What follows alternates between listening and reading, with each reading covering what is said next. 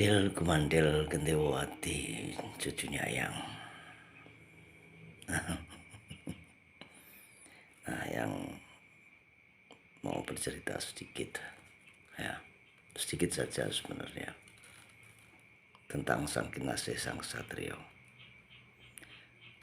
Jika saat ini Sang Kinasih Sang Satrio itu menggembleng mental dan spiritualnya, bahkan intelektualnya, intelijensinya, pengalamannya, lalu bagaimana yang nanti beliau bisa menjadi seorang ratu yang adil? Karena kan pasti butuh banyak biaya, dana, dan sebagainya. Ya kalau menurut kedangkalan spiritual yang sekelas Sang Kinasih, Sang Pinilih itu, beliau nggak butuh apa-apa. Beliau itu nggak butuh apa-apa, yang yakin itu. Semuanya disiapkan oleh semesta. Bukan berarti ketika disiapkan beliau hanya diam duduk saja seperti kucing kelaparan. Kucing kelaparan itu duduk termenung atau mencari, nggak tahu ya. Kalau anjing kelaparan tahu mencari, tapi dengan kucing kelaparan ya nggak tahu, karena nggak pernah punya kucing, karena punya taksoplasma parasit yang nggak suka ya. Punya parasit kurang suka lah, jangan bilang nggak suka, nanti nggak enak sama Telekumandel, karena Telekumandel hobi sekali silpringsel hobi dengan yang namanya kucing pussycat. Bahasa Inggrisnya kan cat, manggilnya push cat.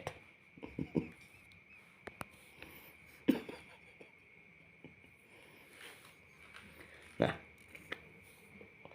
ya itu tadi yang bilang, itu yang bikinkan justru semua properti itu nanti adalah orang-orang serakah itu. Orang-orang serakah itu akan meninggalkan semua propertinya dan digantikan oleh Sang Kinasih ya. Tetapi yang sangat terpenting nih, yang sangat penting dan fatal menurut kedangkalan spiritual ya, tapi boleh nggak dipercaya, anggap aja ini dongeng, ini sebuah cerita dongeng. Untuk menjadi seperti beliau, kau harus menemukan kunci. Untuk menemukan kunci, engkau harus terpilih, dan engkau harus dipilih oleh leluhur. Untuk dipilih leluhur, tentu saja di dalam batinmu, di dalam sanubarimu yang paling dalam itu tadi, ya, ketika engkau ingin dipilih oleh leluhur, engkau harus mengutamakan yang namanya budaya, budi, dan daya cipta, ya, moral.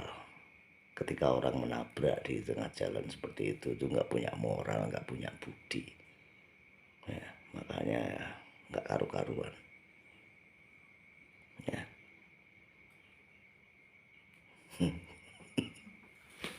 Nah, itulah yang dimau selama engkau mempunyai jiwa yang berbudaya, yang menghidupkan budayamu, your culture, natural identity, itu tadi, identitas budaya yang netral, karena engkau lahir sudah punya identitas.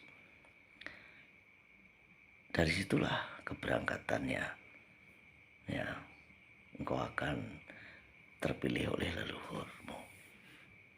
Apakah bisa dari yang lain-lainnya? Ya nggak bisa toh, kalau kamu masih memaksakan kehendakmu saja ya, selalu kok memaksakan kehendakmu ya. Engkau bisa memaksa manusia, tapi engkau tidak bisa memaksa Sang Hyang Maha dan leluhur. Nah, kata kuncinya adalah Mahapatih Gajah. Engkau harus tahu di mana Mahapatih Gajah itu berada. Nah, kira-kira engkau tahu nggak di mana Mahapatih Gajah itu? Karena tercatat menurut Eyang ada nggak jauh itu, 1393. Setelah eranya si Hayam Wuruk ya, 1334 berapa ya, 1334 atau berapa, Hayam Wuruk itu. Karena setelah itu kan beliau menghilang. Nah, menghilang itu sebenarnya bagaimana menghilang itu dulunya. Nah, engkau harus tahu nih cerita itu Telekomandel Gendowati dan Silpring-Sil, meskipun ini hanya dongeng, jangan dipercaya. Cerita itu sebenarnya kalau engkau lihat itu mengerikan. Karena beliau terasing jauh di timur sana, melompati 3 pulau. 1, 2, dua dulu deh, 2. Nah, disitulah. Terus 1 lagi pulau itu. Ya. Nah, ketika beliau itu didesak mundur melompati 2 pulau, beliau mau kembali. Tapi pulau yang tengah ini, yang agak gede itu, sudah dijaga. Jadinya bingung ini harus lewat mana gitu. Ternyata masih ada celah sedikit melalui selatan. Nah, di sana itu kan kenceng itu ombaknya. Tapi ada yang nggak kencang karena tertutup oleh bukit. Di antara 2 bukit itu beliau menyela. Ya, sang patih gajah itu menyela. Sang Mahapatih gajah. Gajah putih sebenarnya. Sang Maha Gajah Putih. Emang namanya itu. Ya. Unik.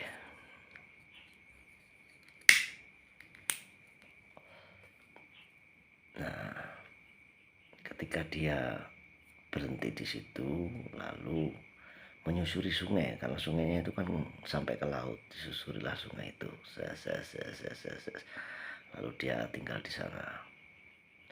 Dan beliau tiada mungkin dari kedangkalan spiritual yang ini ya, 1393 atau mungkin 1337.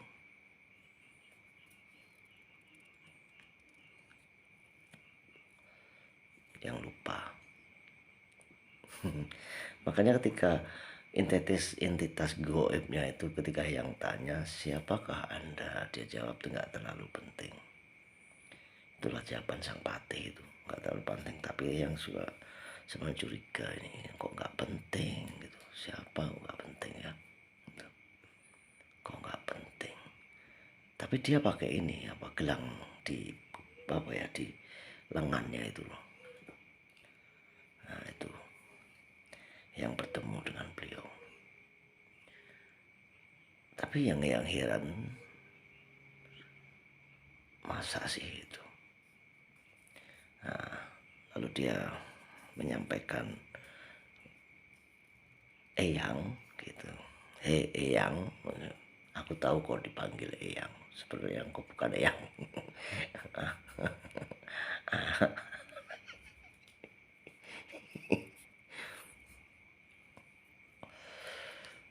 Bawalah cucuku gitu. Oh, cucu yang mana ini?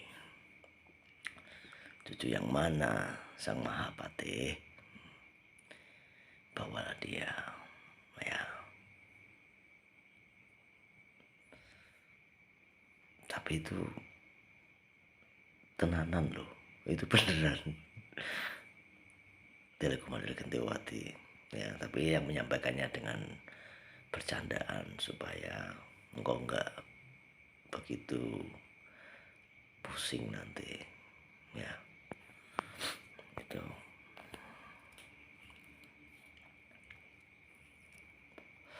jiwanya sang penilai ini sama. Nah, semua fasilitas apapun itu nanti untuk beliau itu, jika orang-orang itu serakah mempertahankannya, itu nggak akan bisa.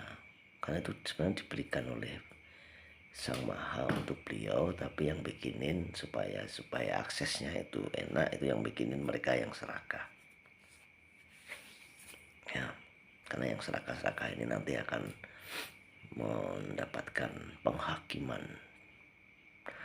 yang penghukuman yang luar biasa, dan penghakiman ya, meskipun disembunyikan penghakimannya tetap akan muncul itu sampai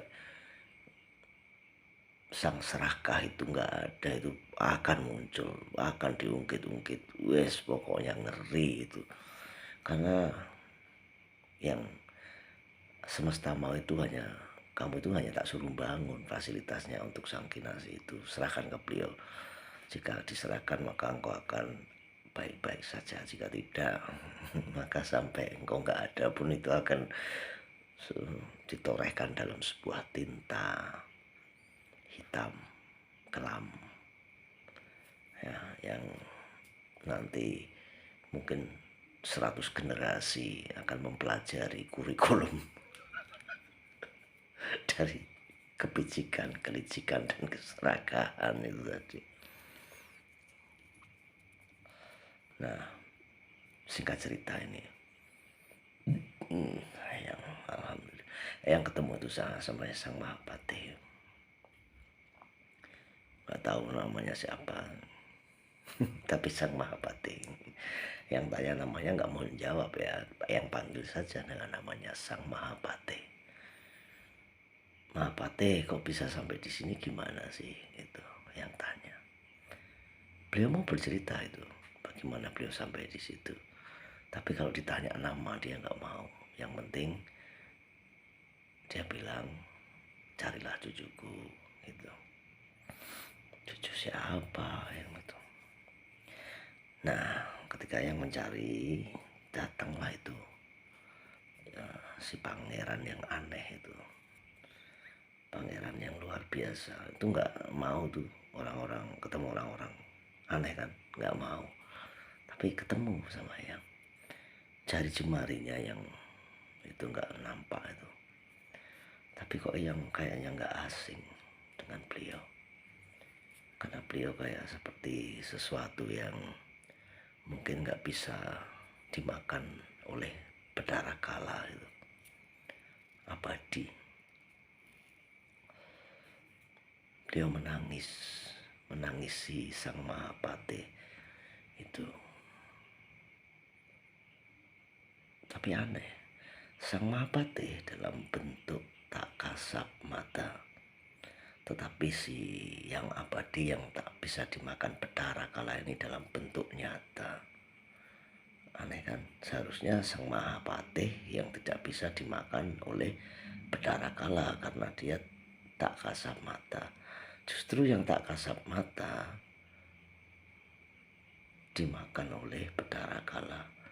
Yang kasat mata tidak bisa dimakan oleh bedara kala. Ini luar biasa menurut Eyang, makanya bingung ya. Anyways, intinya the point of everything that I saying to you, cucuku. Nah, intinya aja poinnya itu. Poinnya, beliau adalah kuncinya.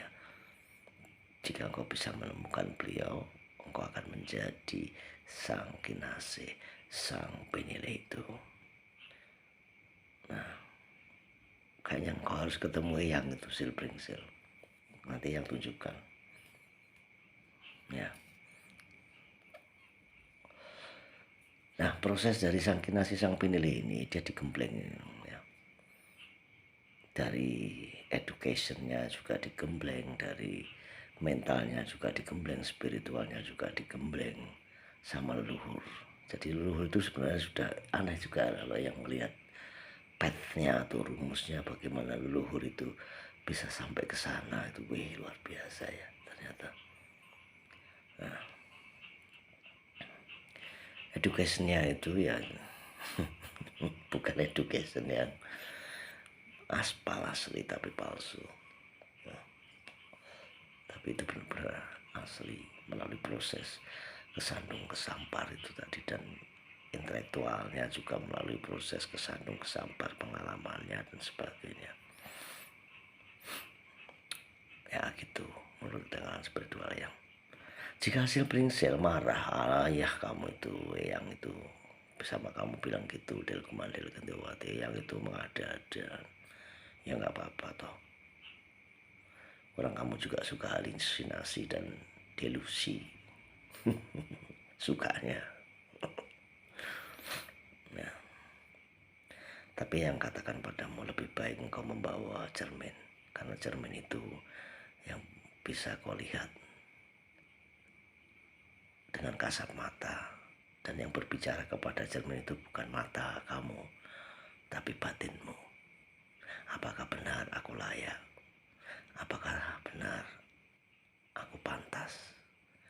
Dan nanti akan ada suara batin yang ngasih tahu kepadamu sel bringsel. Ya, apakah benar aku layak dan apakah benar aku pantas? Tapi bagi sang kinasih, dia sudah tahu jawabannya. Yang jelas dia tahu bahwa dia pantas dan dia layak itu. Ya, kita lihat, kita buktikan dan lihat cucunya yang sel bringsel dan del gumandel kendewati, dari setiap perkataan dongengnya yang dari kedangkalan spiritual yang ini. Apakah dongeng ini hanya sebuah dongeng tentang sang Mahapatih itu dan dongeng tentang sang kinasih itu, atau in the future it will be real happening. Ya, it will be happening real. Ya, nanti later.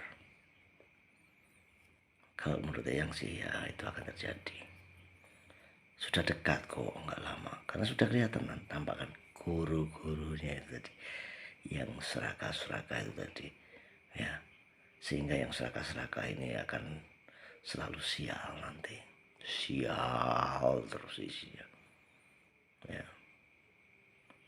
Jadi jangan khawatirlah dengan kekuatan kekuatan ono yang mungkin juga telah mempropaganda tentang sang Mahapatih ini, sehingga menyembunyikan sang Mahapatih ini. Tetapi identitas beliau mampu sedikit besar yang ketahui, berarti sebenarnya banyak juga yang tahu, karena yang kan nggak bisa apa-apa dan nggak pandai sebenarnya dalam hal apa-apa. Ya, tapi mungkin ada banyak propaganda yang menyembunyikan identitas keberadaan sang Mahapatih itu, Mahapatih Gajah Putih. Ya, kalau engkau ingat nama itu Gajah Putih, engkau tahu jawabannya. Ya, karena mungkin kan gajah itu kan hitam, tapi kok ada ya gajah putih, karena itu nama beliau dulu. Ya. Rahayu, Rahayu cucuku, Delekuman Delekendewati. Malam ini tadi yang lihat, aduh, tapi tidak di tempatnya, yang di sana, jauh-jauhan di sana. Seperti yang katakan 3 minggu yang lalu. Ya, Rahayu, Rahayu, Rahayu.